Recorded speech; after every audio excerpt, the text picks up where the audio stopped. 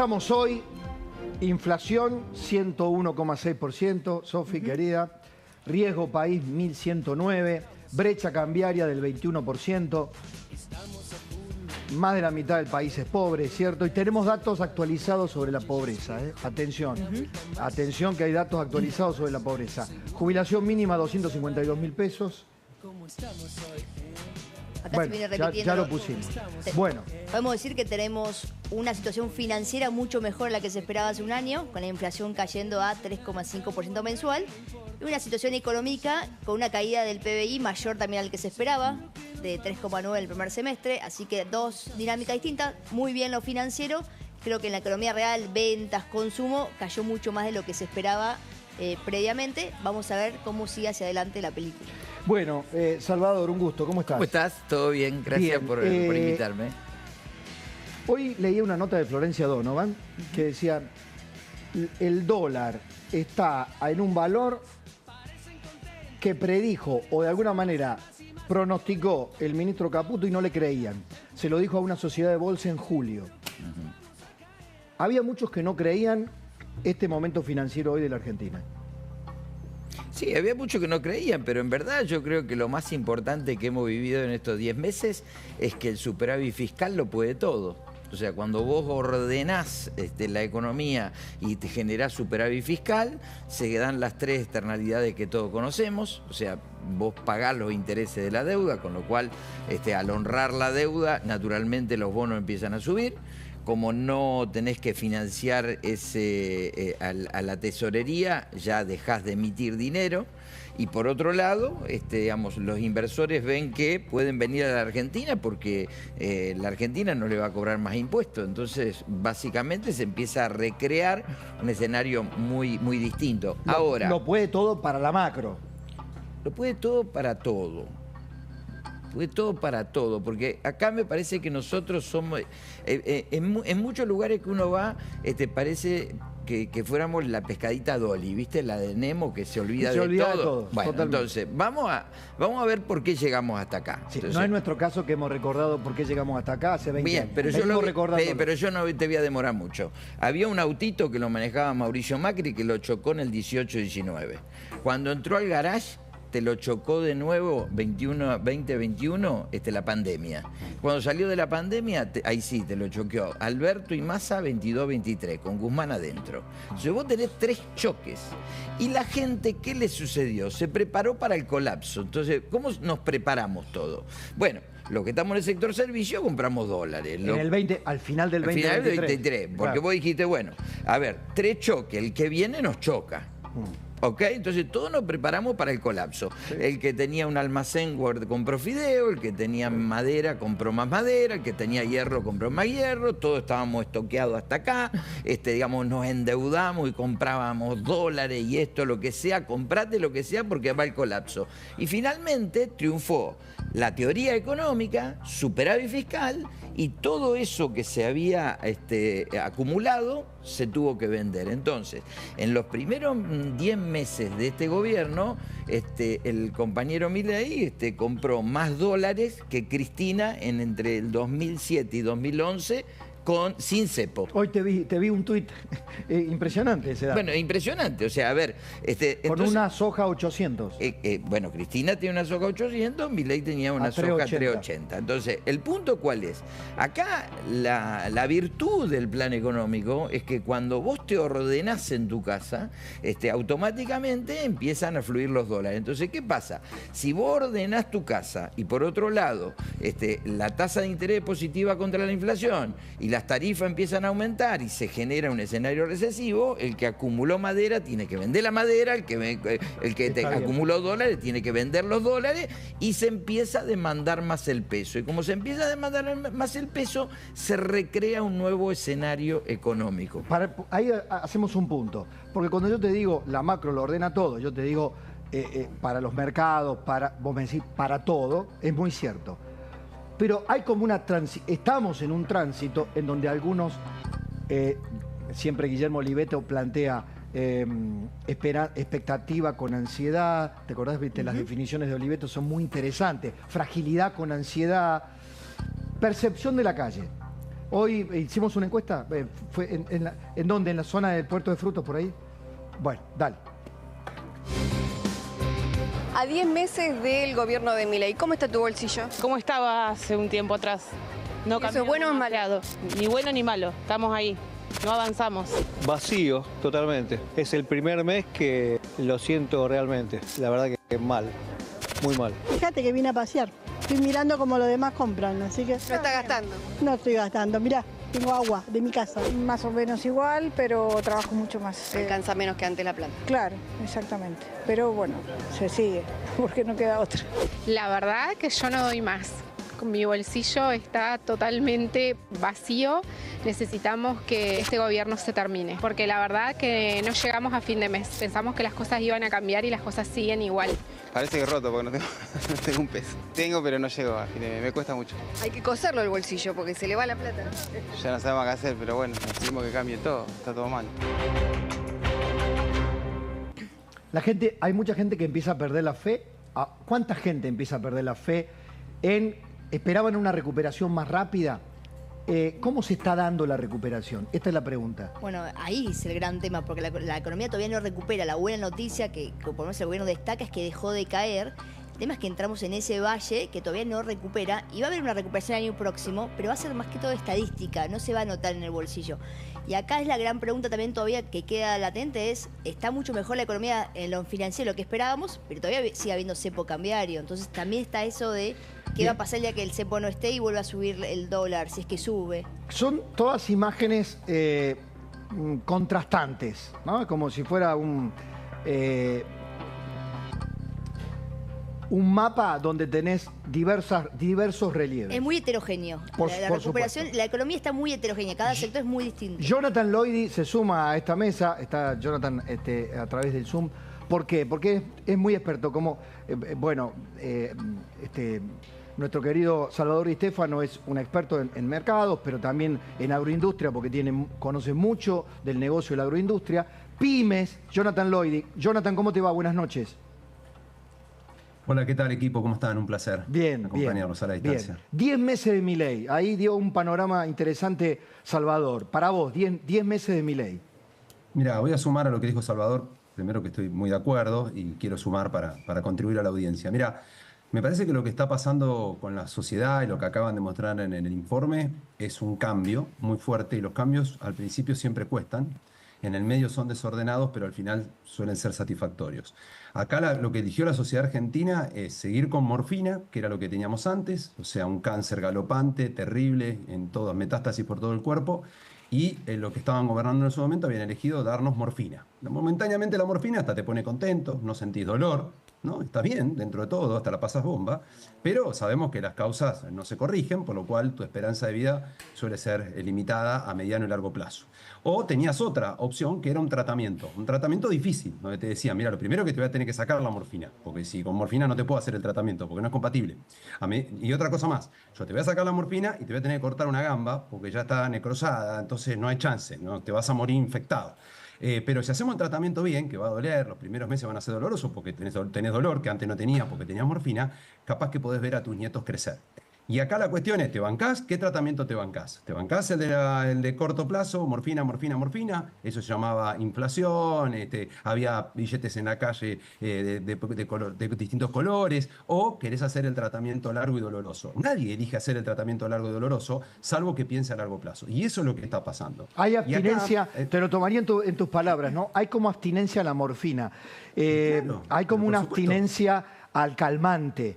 Ahora, es cierto que nos olvidamos, y esto lo voy a convertir en pregunta, una parte de la sociedad olvidó aquello que Milei lo decía en campaña, y a veces no sé si muchos o todos, incluso muchos de los que lo votaron, tomaron en cuenta, vamos a hacer el ajuste más grande de la historia, esto va a doler, o sea, y se lo votó. Sí. O sea, fue una de las características inéditas de un candidato que en campaña decía que iba a ajustar y la sociedad lo votó. El punto que siempre nos preguntábamos es, bueno, ¿y cuánto va a aguantar la sociedad? La verdad también se ha dicho, políticamente, si bien ha caído en las encuestas Milei, todavía tiene un núcleo de aguante y de expectativa bastante grande para llevar 10 meses en medio de este ajuste. Sí, mirá, a mí no me gusta la palabra ajuste, me gusta más la palabra orden, porque viste que ajuste en nuestra historia es como que tiene una connotación demasiado negativa. Orden lo entiende cualquiera, porque es lo que hacen las personas en su casa, es lo que están haciendo todos los argentinos, digamos. Cuando vos te sacan la morfina, te tenés que ordenar, porque antes vos te subían, te daban peso, vos veías la ilusión, esa falsa ilusión de riqueza, y hoy te la sacaron. Entonces, orden, y esto es lo que está haciendo Milei. Este gobierno tiene una gran ventaja, la ventaja que tiene es que está haciendo lo que dice, y esto es inédito. Ningún político hace lo que dice en campaña, y él lo está haciendo. Y acá hay que poner, yo empiezo por el final. ¿El final cuál es? Desarrollo económico. El desarrollo económico es lo único que está comprobado, ya esto no es discutible, por lo menos no para mí, no es discutible que es lo único que va a sacar gente de la pobreza, que es lo que necesita Argentina, porque tenemos 65, 60 puntos de pobreza. ¿Cómo se logra eso? Con 3 pasos, muy rápido. El primero está en ejecución.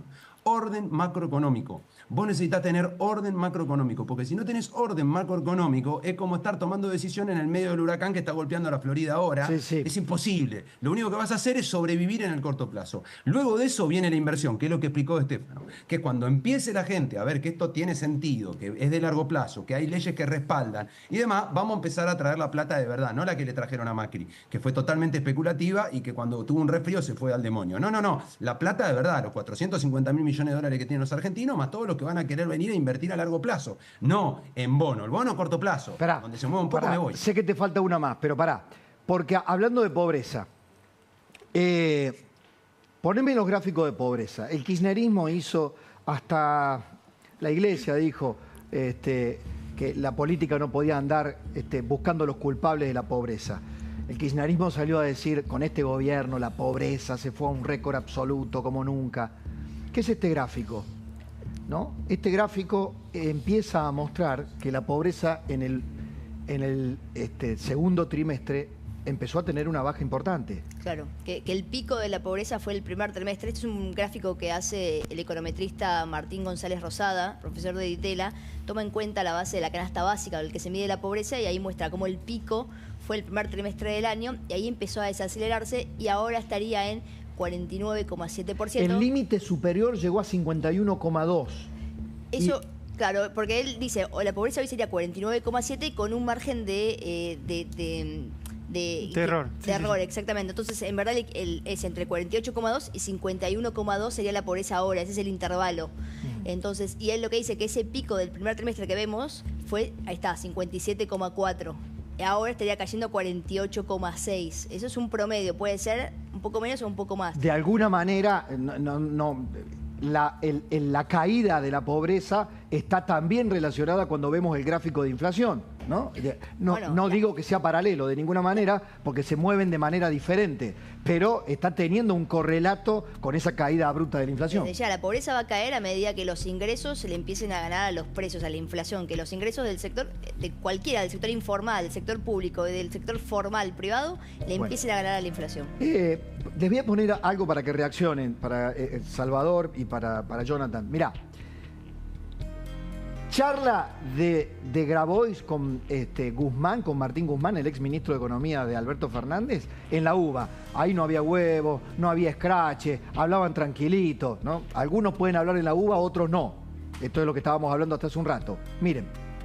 O sea, cuando salió el número de la pobreza, yo empecé a hacer unos artículos y qué sé yo, la línea de la pobreza obviamente empieza a subir en 2014, gobierno de Cristina.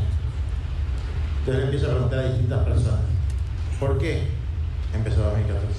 Le pregunto a él, me dice, fundamentalmente el problema era el déficit energético, el déficit fiscal que genera el déficit energético y el déficit comercial que genera el déficit energético, y todo eso era producto de que se sobresubsidiaban las tarifas. ¿Se entiende hasta ahí? Vale. Le pregunté a Cristina, ¿saben lo que me dijo? Lo mismo.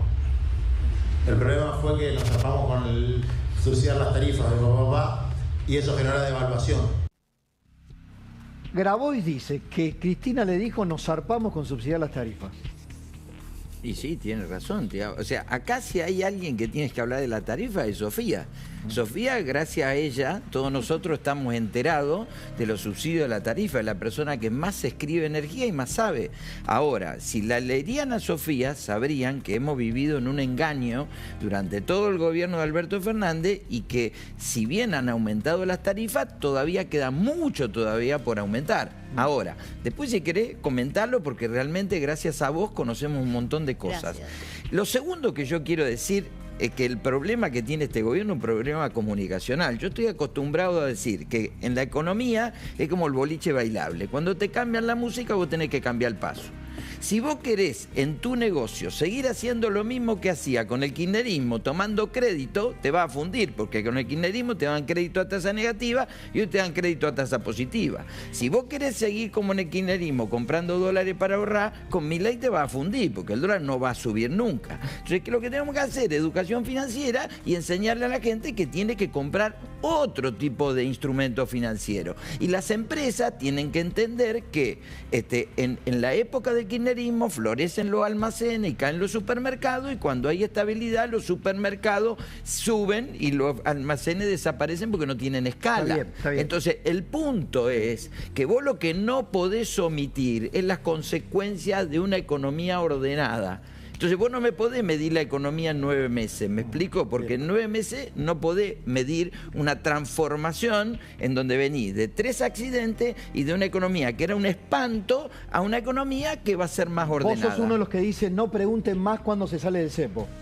Pero ¿por qué digo que no se pregunte más? Porque es una cosa, es una estupidez. Porque, a ver, si yo hoy, estoy teniendo que los dólares contados con liquidación IMEP se están arrimando al mayorista, cuando los dos valgan lo mismo, no tiene sentido salir del cepo, porque si te querés ir de la Argentina, comprá el CCL y te vas. O sea, hoy vos te querés ir de la Argentina, comprá el dólar CCL que te sale un 15% más alto que el dólar exportador y te vas.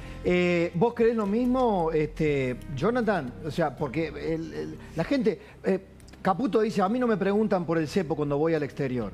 Pero desde acá todo el mundo dice, si se abre el cepo, vamos a poder. El propio presidente dice, hace los cálculos y su equipo económico. Tengo que tener una convergencia de algunos datos, algunas variables para salir del cepo. Desde el punto de vista de las empresas, ¿qué se piensa?